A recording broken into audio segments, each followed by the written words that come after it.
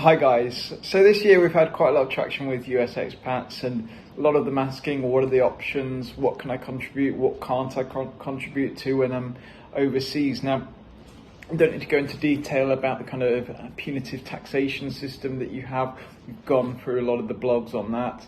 So today I want to go about some of the plans that you can contribute to and how it may be actually beneficial for you as an expat. First one is education plans.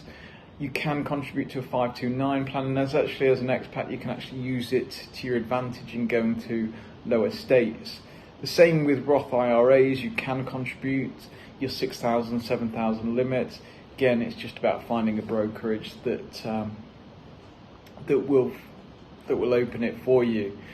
So in terms of overseas investments, what platforms are open to you as a US expat? You've got interactive brokers. Depends where you're located if they're open to you or not. More or not, they are open in a lot of locations. Charles Schwab International as well is another one. And on the flip side, you've got private banks as well that specialise in US expat. Normally aimed at the higher end, $1 million to even 5 and 10 million, kind of may have limits on that.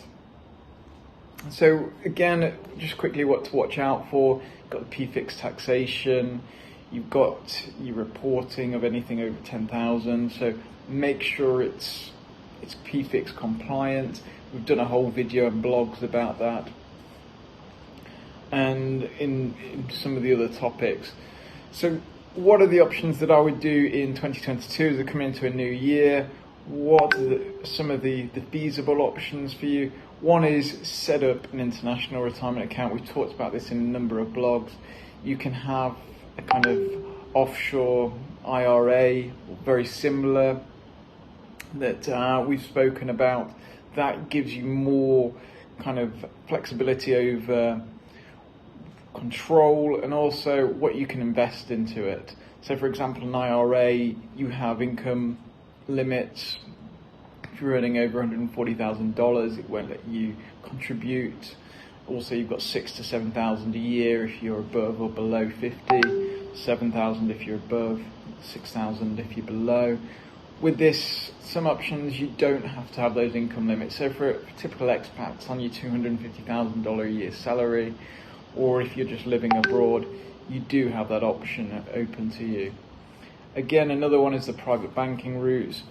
We've got a few options available that are open that have lower minimums than a lot of the private banks, so 50,000, 100,000 US dollars instead of the kind of million, 2 million that you're looking for as well. Again, it's PFICS compliant with everything that we do, so it's easy filing, it's taxation.